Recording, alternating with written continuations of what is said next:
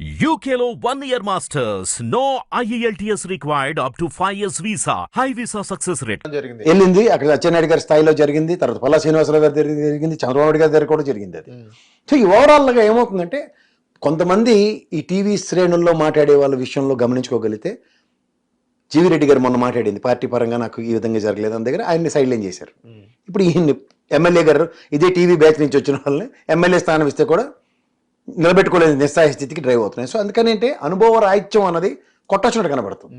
అనుభవజ్ఞుడైన MLA స్థానికంగా ప్రజా ప్రయోజనాలను పరిరక్షించే దగ్గర ఈ గాలివాటం బ్యాచ్ల్లో గుంపులో గోవింద టైప్లో వచ్చిన వాళ్ళు ఏం చేస్తున్నారంటే పార్టీ ప్రతిష్టకి దెబ్బ కలిగించే కార్యక్రమం తరలిపోతుంది. ఇప్పుడు end of the day Telugu Desam MLA అంటారు కానీ మామూలుగా అనరు కదా. సో అక్కడ తిరువురులో జరుగుతున్న అన్యాయాలు ఏదైతే ప్యాకెట్లో పర్ డే అక్కడ 25 లక్షల ట్రాన్సాక్షన్ అయితే అక్కడ జరుగుతుంది. సో అలాంటి ఆపడానికి సేవ్ తిరువురు అన్నట్టుగా మేము బయలుదేరాము. ఏదైతే ర్యాలీకి వెళ్ళామో అది అధిష్టానం మేరకు నేను ఆపడం జరిగిందని ఇప్పుడు కొలుకుపూడి శ్రీనివాస్ గారే అన్నారు. సో ఈ తిరువురు కోసం చేసే మంచి పని నన్ను ఆపుతున్నారు అన్నట్టుగా ఆయన ప్రస్తుత ఎమ్మెల్యే ఆయన చెప్తున్నారు. దీన్ని ఎలా చూడొచ్చు అంటారు? ఇప్పుడు ఫస్ట్ ఆయన ఎజెండా ఏదో డిక్లేర్ చేసిన తర్వాత ముందుకెళ్తే చాలా సులువుగా ఉంటుంది. ఓకే, ఇప్పుడు పార్టీతో కన్విన్స్ చేసుకుని పార్టీ అధిష్టానానికి చెప్పాలి. ఇదే పల్లా శ్రీనివాస్ గారికి, చంద్రబాబు నాయుడు గారికి, అచ్చెన్నాయుడు గారి లాంటి వ్యక్తులకు చెప్పి ఈ విధంగా జరుగుతున్నాయి, నేను హెన్స్ ఫోర్త్ నేను కొంచెం డ్రాస్టిక్ స్టెప్స్ తీసుకుంటున్నాను, దాంతో ముందుకెళ్తాను అంటే పార్టీ గైడ్ లైన్స్ ఏమిస్తుందో చూడాలి కదా. అవును, నీకు లేడీకి లేచిందే ప్రయాణం, నీకు నచ్చిందే సిద్ధాంతం అంటే ఎలాగవుతుంది సార్? ఇప్పుడు ఆయన మంత్రి కావాల్సిన వ్యక్తి కొలుకుపూడి శ్రీనివాసరావు గారు, అంత సీన్ లేదు కానీ. సో ఇప్పుడు ఒక ఎమ్మెల్యే గారు, ఇప్పుడు ఆయన వెల్ ఎడ్యుకేటెడ్ పర్సన్ కాబట్టి ఒక మంత్రి స్థాయి కావాల్సిన వ్యక్తి అని చాలా మంది కూటమి నాయకులు అని అంటున్నారు. ఆ వ్యక్తి ఇప్పుడు ఈ స్థితి రావడం కారణాలు ఇప్పుడు కేవలం అక్కడ ఉన్న ప్రతిపక్షాలే. ఇప్పుడు వైఎస్ఆర్సీపీ పేరు కూడా ప్రస్తావనలో వస్తుంది. సో ఎందుకు ఇప్పుడు వైఎస్ఆర్సీపీ దానికి లింక్ ఏంటి సార్ అసలు? సార్ ఒకటి, తిరువూరులో ఆయనకి టికెట్ ఇవ్వడమే పెద్ద మిరాకిల్, గెలవడం ఇంకొక వండర్. అది తెలుగుదేశం శ్రేణి నేను అక్కడ ఆ టైంలో మాట్లాడుతున్నప్పుడు ఇక్కడ గ్యారంటీకి ఓడిపోతాం అన్న దగ్గర ఏ వండర్ జరిగిందో అందరికీ తెలిసిందే. అవును, ఆయన గెలిపే ఒక మిరాకిల్. అక్కడ దగ్గర నుంచి ఇంకా ఆయన ఉనికిని చాటుకోవడం, బుల్డోజర్లు వేసుకుని వెళ్ళడం, ఆయనే బుల్డోజర్ మీద నిలబడి కొట్టడం, ఇవన్నీ చూసాం కదా. సో ఇవి ప్రజాస్వామ్యాల్లో ప్రజల వ్యతిరేకతను ఎప్పుడైతే కూడగట్టుకుంటున్నారో స్థానికంగా పట్టు కోల్పోతున్నట్టే లెక్క. సార్ ఇప్పుడు వేరే ఒక ఇంటర్వ్యూలో సీమరాజు అనే ఒక వ్యక్తి, ఒక యూట్యూబర్ సీమరాజు అని ఒక యూట్యూబర్ ఒక వ్యక్తి ఆయన ఏమన్నారంటే, జగన్మోహన్ రెడ్డి గారిది మానవత్వం అని ఒక బైబిల్ 4 గోళ్ల మధ్య చదువుతారో మన జగన్మోహన్ రెడ్డికి ప్రెస్ మీట్ పెట్టడం జరిగింది. సో ఇదే సీమరాజా అనే వ్యక్తి ఏదైతే ఆయన కడప నుంచి వచ్చిన వ్యక్తే కాబట్టి కడప వాళ్ళు జగన్మోహన్ రెడ్డి గారిని తిట్టుకుంటున్నారు, బూతులు తిట్టున్నారు, అది కూడా మీడియా ముందు చెప్పలేని పరిస్థితి, అంతలా తిట్టుకుంటున్నారు అని సీమరాజా గారు అన్నారు. సో దీన్ని బట్టి ఏదైతే ఆయన ఇచ్చిన స్టేట్మెంట్ బట్టి మీకు ఏమనిపించింది? సార్ నేను అలాంటి వ్యక్తుల స్టేట్మెంట్లు అవన్నీ నేను ఫాలో అవ్వను సార్. ఫస్ట్ ఆఫ్ ఆల్ కడపని దేవుని గడప అంటారు. ఫస్ట్ స్వామివారికి మనం కడప టర్నింగ్ తిరిగి లెఫ్ట్ సైడ్కి వెళ్తున్నప్పుడు ఒంటిమెట్టకి వెళ్ళక మునిపే దేవుని గడప స్వామివారి టెంపుల్ ఉంటుంది. మీకు తెలియని విషయం కాదు. కడప నుంచి అక్కడ రాయలసీమలో ఆయన ఒక పేదల పెన్నిది, దైవాంశ సంబోధుడు, దేవదేవుడు. ఆయన్ని కొలిచే విధానం అక్కడ అందరూ పద్ధతులు వేరు, ఎందుకు కులమతాలకు అతీతంగా కొలుస్తారు. అక్కడ ఏమైనా కడప దర్గాకి కూడా కులమతాలకు అతీతంగా అందరూ వెళ్తారు. కడప ప్రాశస్త్యం అది. అండ్ ఫస్ట్ థింగ్ ఏంటంటే రాయలసీమలో దేవుని గడప నుంచి స్టార్ట్ అవుతుంది, అక్కడి నుంచి అన్నమయ్య బాట, నెక్స్ట్ అవన్నీ చెప్తారు అందరూ. సో వీటిలన్నిటిలోంచి అవుట్కమ్ ఏంటంటే మనం స్థానికంగా ఉన్న సిచ్యువేషన్స్లో రాజశేఖర రెడ్డి గారు తిరుపతి దేవుడికి ఏం చేశారో, నెక్స్ట్ జగన్మోహన్ రెడ్డి గారు తిరుపతి దేవుడికి ఏం చేశారో, రాయలసీమ నుంచి వచ్చిన ముఖ్యమంత్రులు అందరూ ఏం చేశారో అందరికీ తెలిసిన విషయం. సో అంచేత మనం ఏదోటి మనం ఉనికిని చాటుకోవడానికి ఏది పడితే అది మాట్లాడేది దీనికి నేనైతే ఉండను. ఎవరు ఇంట్లో ఇప్పుడు ఉదాహరణకి కిరణ్ కుమార్ రెడ్డి గారు అనే వ్యక్తి కూడా ఎవరు ఆయన ముఖ్యమంత్రి ఏ ప్రాతిపదిక మీదకి వచ్చిందో సైతంతో కూడా మాట్లాడిన వ్యక్తులు ఉన్నారు. ఇప్పుడు ఎప్పుడైనా సరే కిరణ్ కుమార్ రెడ్డి గారు భార్య సమేతంగా గుడికి వెళ్ళిన ఉదంతో ఎప్పుడైనా చెప్పండి మీరు? లేదు. కానీ ఇక్కడ ఏంటంటే ఇక్కడ జగన్మోహన్ రెడ్డి గారిని ఆ విధంగా ఆపాదించి మాడాలన్నది ఒక ప్రియాంబుల్ నడుస్తుంది. అంచేత ఆయన మీద వ్యక్తిత్వ హననానికి తెరలేపుకున్నప్పుడు ఇదే రాయలసీమ నుంచి ఇదే కిరణ్ కుమార్ రెడ్డి గారు భార్య సమేతంగా వెళ్ళారు లేదన్నది అప్పటి నుంచి చర్చ జరుగుతుంటే ఇప్పుడు మీరు చెప్పింది అయితే జస్టిఫైడ్. ఆయనకైతే ఒక కొలమానం, ఈయనకైతే ఒక కొలమానం పెట్టి వీళ్ళు ఎన్డీఏ కూటమంతా కలిపి భ్రష్టు పెట్టించే కార్యక్రమానికి తెరలేపుకున్నారు. అంటే ఎవరెవరో ఎలా పడితే అలా మాట్లాడుతూ ఉంటారు. వాటిలన్నింటికీ జీవితాంతం సమాధానాలు చెప్పుకుంటూ కూర్చుంటే ఎవరి వల్ల కాదు. అది ఆయనకి ఆ టైంలో ఆయనకి అనిపించింది, మీరు ఇందాక చెప్పిన సీమరాజా గారికి దానికి అనుగుణంగా ఆయన మాట్లాడాడు. నాకు అనుగుణంగా నాకు ఇలా అనిపించింది, నేను మాట్లాడుతున్నాను అంతే. ఇప్పుడు దానికి సంబంధించి ఆయన ఎక్స్ప్లెనేషన్ ఇచ్చిన దానికి నా ఎక్స్ప్లెనేషన్ రెండు మ్యాచ్ ఎప్పుడు కావు. It's a contradiction. ఎందుకంటే మనం చూసే విధానంలో ఉంటుంది. ఇప్పుడు మన ఫ్రెండ్స్ ఉంటారు. ఇప్పుడు మీరెవరో నాకు తెలుసు, నేను ఎవరో మీకు తెలుసు. వ్యక్తిగతంగా మన ఇద్దరం ఫ్రెండ్స్. అక్కడ మీ కులం, మీ మతం, నా కులం, నా మతం ఎందుకు వస్తాయి? ఎవరో journalist and you carry good decorum with మీ. ఆబ్వియస్లీ మీ కులం మతంకి అతీతంగా నేను I respect you. The same scenario మీరు అనలిస్ట్గా నన్ను రెస్పెక్ట్ చేస్తారు ప్రసాద్ గారిని, మీరు నన్ను పిలుస్తారు. అంతేగాని ఒకనొక సిచ్యువేషన్ వచ్చినప్పుడు బికాస్ ఆఫ్ ద క్యాస్ట్ అని మాట్లాడితే ఎంత భయంకరంగా ఉంటుంది. అదే ఇవాళ జరుగుతున్న దరిద్రం వాళ్ళ ఆంధ్రప్రదేశ్ రాష్ట్రంలో. కులం మతం అన్నది రాజ్యాంగబద్ధంగా మనకి ఇచ్చింది హక్కుని దుర్వినియోగపరిస్తే ఏం చెప్పి, మత స్వేచ్ఛ ఉంది మనకి.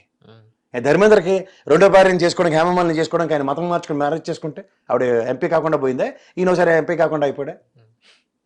చెప్పండి సార్.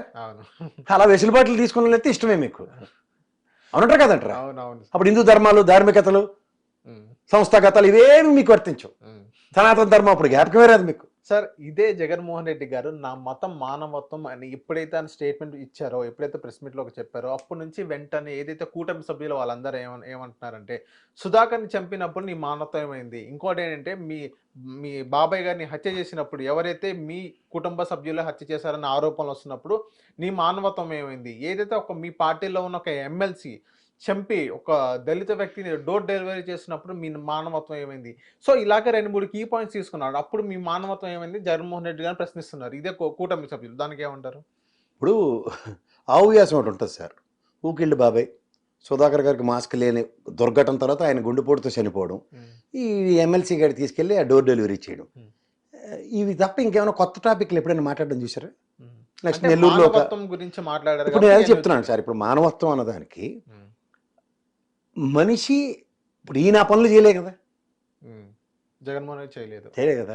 సో అతనికి సంబంధించిన విషయంలో మాట్లాడుతున్నప్పుడు నా మతం మానవత్వం అంటే తప్పే ఉంది. ఇప్పుడు అదే సుధాకర్ ఆయన ఎవడు ఎమ్మెల్సీ బాబు అండి, ఆనందబాబు గారిని అడిగి, అరే బాబు నువ్వు నా మొత్తం మానవత్వం అన్నాడు అనుకుంటే అప్పుడు మెట్టితో కొడతారు అన్న. ఎవరు నువ్వు చేసిన పనికి దీనికి ఏమైనా సంబంధం ఉందని. ఈ విషయంలో జగన్మోహన్ రెడ్డి చేసిన పని ఏముంది అంటే యాక్షన్ తీసుకోలేదు అన్నట్టుగా వాళ్ళు అంటున్నారు. ఇప్పుడు ప్రతిదానికి చర్య ప్రతిచర్య ఉందానికి ఆయన ఇంట్లో కూర్చోబెట్టాడా, జైలుకి వెళ్ళాడా? అంటే అప్పుడు 100 రోజుల తర్వాత అలా కదండి. ఒక విషయం చెప్పి వినండి జాగ్రత్తగా. ఆయన పరంగా కొడాలి నాని నోటుకు వచ్చినట్టు మాట్లాడాడు అనుకుందాం. 2.5 సంవత్సరాల్లో మినిస్ట్రీ పీకి ఇంట్లో కూర్చోబెట్టాడా, కూర్చోబెట్టలేదా? కూర్చోబెట్టాడు. ఇప్పుడు నేను ఒక ఎమ్మెల్యేకి గెలిపించినోడిని ఎమ్మెల్యే పదవిని రద్దు చేస్తాను, ఎమ్మెల్యే నువ్వు రాజీనామా చేయని హక్కు ఏ ముఖ్యమంత్రి నేను చేశాడే? ఇప్పుడు ఈ గొలుకుపూడి విషయమే తీసుకుందాం, ఆయన రాజీనామా చేయమని చెప్తారు చంద్రబాబు నాయుడు గారు? మరి ఇది నేను అంటుంది అదే సార్. ఇప్పుడు ఏమని సస్పెండ్ చేస్తుంది? సో ఇప్పుడు ఏదైతే ఎమ్మెల్సీ ఇప్పుడు అనంతబాబు గారు, ఇంకోటి ఏంటంటే ఇప్పుడు దువ్వాడ శ్రీనివాసన్ రాజీనామా చేయించినట్టు ఆయన చేయించాలి, చేయించలేదు. చేయించినందుకు ఇవన్నీ క్రానికల్ ఆర్డర్లో పెట్టినప్పుడే కదా వాళ్ళకి వచ్చేసరికల్లా 11 స్థానాలు వచ్చినప్పుడు అప్పుడు ఏం చెప్తారు మీరు? ఇప్పుడు గతంలో చంద్రబాబు నాయుడు గారు వాళ్ళెవరు నాయని బ్రాహ్మణులను మాట్లాడిన దానికి ఆయనకి 23 స్థానాలు ఇచ్చారు. ఎగ్జాంపుల్ చెప్తాను. ఎస్సీ ఎస్టీల గురించి మాట్లాడిన దానికి 23 స్థానాలు ఇచ్చారు. ప్రజాస్వామ్యం సార్ ఇది. ఇప్పుడు ఒక తప్పుని సరిదిద్దే మార్గం ఉంటుంది, సరిదిద్దలేని మార్గం ఉంటుంది. దానికి ప్రజలు ఏ విధంగా నిర్ణయిస్తారనేది న్యాయ నిర్ణేతలు వాళ్ళే. దాన్ని మీరు పెద్దానికి ఇంటర్లింక్ చేసి దానికి ఇంటర్వ్యూన్ చేసి దీనివల్ల అది దానివల్ల ఇది అని మాట్లాడితే మాత్రం ఖచ్చితంగా ఎక్కడికక్కడ పోలీస్ స్టాప్లు పెట్టడం మంచిది. ఇప్పుడు సే ఫర్ ఇన్స్టెంట్ 100 రోజులు అయింది, అమరావతి రాజధానికి ఎందుకు కేంద్ర ప్రభుత్వంతో గజెట్ ఇప్పించలేకపోతున్నారు? ఇదే వివేకానంద రెడ్డి మర్డర్ సిబిఐని పరిగెట్టించండి. మీరు ప్రభుత్వం వచ్చింది కదా, మా సిట్ 1 సిట్ 2 రిపోర్ట్లు ఇవ్వ, సిబిఐ కమాన్ యాక్షన్ అని చెప్పాలి కదా, ఎందుకు చెప్పరు? చెప్పండి. మాట్లాడడం చాలా సులువు. నేను అంటుంది ఏంటంటే నువ్వు చేతల ప్రభుత్వం అయితే చేతల పనులు చేయి, అంతేకాని కాంట్రాక్ట్ సర్టిఫికేట్ ఇచ్చుకున్నట్టు నేను మంచి ప్రభుత్వం అని చెప్పి అదే నమ్మండి బెంగరాలు తిరుగుతుంటే ఏమని చెప్పాలా? మీకు అర్థమవుతుందా? సుధాకర్ బాబు డాక్టర్ గారికి మాస్క్ ఇవ్వనందుకు ఆయనకి ఏదో మానసిక క్షోభం అనుభవించి చనిపోయాడు.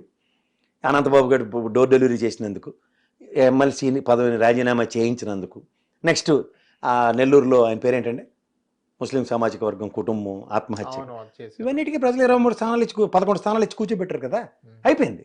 ఇప్పుడు దాని గురించి నువ్వేం చేస్తున్నావు అన్నది ప్లాన్ ఆఫ్ యాక్షన్ చెప్పు. అంటే మానవత్వం గురించి ఇప్పుడు పవన్ కళ్యాణ్ గారు సుగాల ప్రీతి అంటాడు.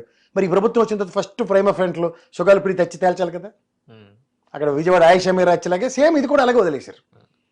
సుగాల ప్రీతి తేల్చరు, ఆయేషా మీరా తేల్చరు. ఇప్పుడు నేను కాక మొన్న ఆ అమ్మాయి ముచ్చుమరిలో పడిపోయిన చిన్నపిల్లల సంగతి తేల్చరు, కానీ సూక్తి మాత్రం ప్రమాణం చెప్తారు. అనితమ్మ చూడండి, ఆవిడకి టీటీడీ బోర్డు మెంబర్ ఇచ్చారు. నేను బైబిల్ కారులో ఉంటుంది, నా ఇంట్లో ఉంటుంది, నేను బైబిల్ని క్రిస్టియన్ నమ్ముతానంటే 48 గంటల్లో రాజీనామా చేయించారు. మరి ఇదే అనితమ్మ తిరుపతి వెళ్ళిందన్న. ఆ అమ్మాయి వెళ్ళినప్పుడు నేను క్రిస్టియన్ మతాన్ని ఉన్నాను కానీ నేను డిక్లరేషన్ ఇచ్చాను, స్వామి మీద నాకు గౌరవం ఉందని చెప్తే అది జగన్మోహన్ రెడ్డికి ఆపాదించి మాడింది అనుకోండి, అరే బాబు నేను కూడా క్రిస్టియనే, ఇగో నేను సంతకం పెట్టాను, నువ్వు కూడా పెట్టయ్యా అంటే అయిపోద్ది. అక్షింతలు వేసుకోడట, ప్రసాదం తిండట, ఇది అలా సినిమా చూపించాలి ఒకసారి, మహేష్ బాబు సినిమా, ఇలా నొక్కితే అలా గూగుల్లో అన్ని విషయాలు వస్తాయి. అలా ఆయన ప్రసాదం తిన్నది దేనికి తలదూకున్నాడు, ఆయన తల ఎగరేసుకున్నాడు 4 గంటలు. ఇప్పుడు 40 ఎగరేస్తాడు, ఇంకేమైనా ఉందో పట్టపడ తప్ప. ఆయనకి పాగా చూడతారు, ఎందుకంటే దేవుడు కైంకర్యాలు చేసే ముందు తలపాగా చుట్టి స్వామివారికి తీసుకెళ్ళి పట్టు వస్త్రాలు అవన్నీ ఇప్పించినాయి. చంద్రబాబు నాయుడు గారికి చేస్తారు, జగన్మోహన్ రెడ్డి గారికి చేస్తారు, ఆ టైంలో కిరణ్ కుమార్ రెడ్డి చేశారు, రాజశేఖర రెడ్డికి చేశారు, అందరికీ చేస్తారు. ఇదే అవుట్ ఆఫ్ ద బాక్స్ కాదు. అప్పుడు జుత్తుంది కూడా సరి చేసుకున్నాడు ఆయన. అక్షంతలు వేసుకున్న ఫోటోలు కనబడుతున్నాయి. అక్షంతలకి దానికి సంబంధం ఏంటి? ప్రసాదం తిండట.